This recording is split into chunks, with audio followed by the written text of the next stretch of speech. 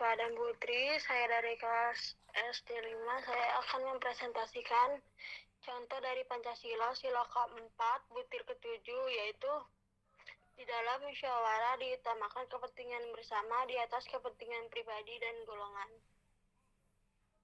Selanjutnya saya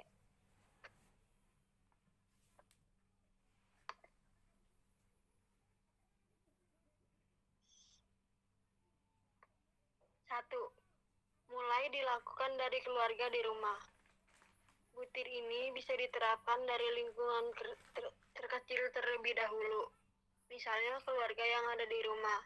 Lewat keluarga, pasti setiap pemikiran dan pandangannya berbeda-beda dan pula saling bertentangan.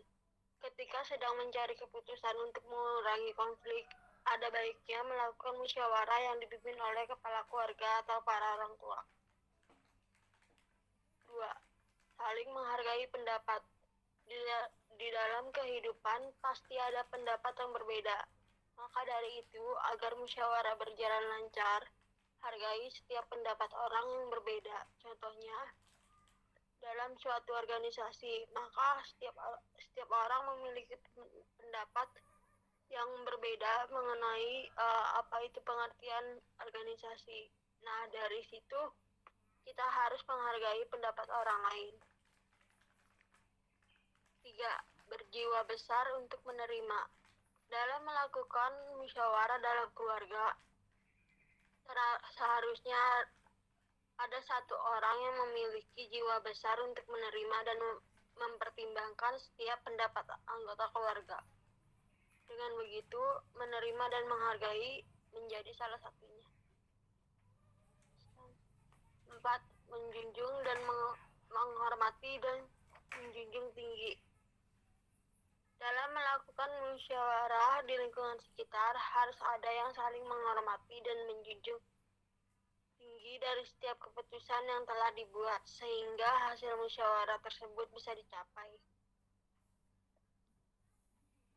Yang kelima, semangat kekeluargaan.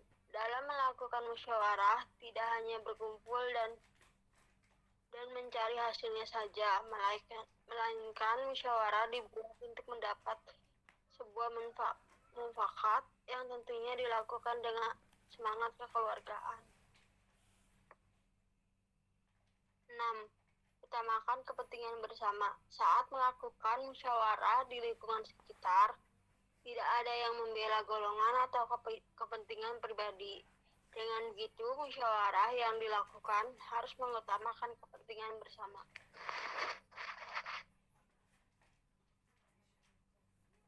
7. Tidak memaksakan pendapat. Di dalam musyawarah, pendapat setiap orang pasti berbeda-beda, atau apapun pendapat yang orang lain katakan, apabila tidak sesuai dengan pendapat kita, maka kita tidak boleh memaksakan pendapat orang lain agar sama dengan pendapat kita. 8. Tidak mementingkan kepentingan pribadi. Dalam melakukan musyawarah, tidak boleh mementingkan kepentingan sendiri. Misalnya, menentukan waktu keberangkatan studi tour, maka dilakukan musyawarah untuk berunding mengenai waktu yang tepat. Setelah berunding, sebagian besar dari yang hadir setuju untuk dilakukan pada hari Sabtu dan Minggu, tetapi ada 1 atau 2 orang yang tidak setuju karena memiliki alasan pribadi. Nah, hal tersebut tidak boleh terjadi karena dalam musyawarah harus mengutamakan kepentingan bersama di atas kepentingan pribadi. 9. Mendahulukan kepentingan bersama. Dalam melakukan musyawarah di lingkungan masyarakat, kita tidak boleh egois atau ingin menang sendiri. Hal itu karena kita harus mendahulukan kepentingan bersama ataupun kepentingan banyak orang. Jika saat ingin mengambil keputusan, lihatlah terlebih dahulu apakah itu akan baik untuk banyak orang atau tidak. Dengan begitu, masyarakat di lingkungan sekitar kita akan rukun dan damai. 10.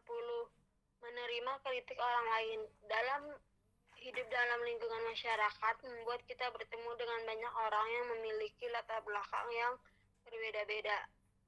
Tidak heran jika kita diberi kritik atau saran oleh orang lain.